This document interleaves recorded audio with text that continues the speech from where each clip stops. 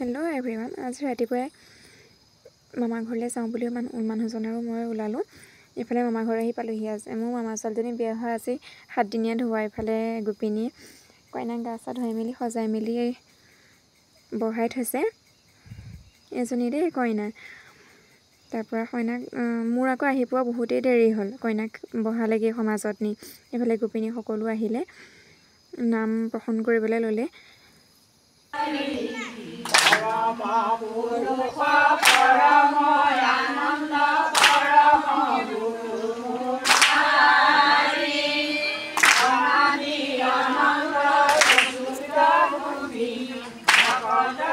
মই আকৌ চাহ জলপান খাই মেলি মামা ছোৱালীজনীক অকণমান সজাই দিব লাগে। তাইক হেনো কাপোৰযোৰ পিন্ধি অকণ মেকআপ কৰি দিব লাগে।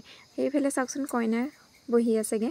তাৰপৰা ময়ো প্ৰসাদ খাই মেলি এইফালে আকৌ ভণ্টিৰ লগত ফটো কেইকপিমান উঠি ল'লোঁ।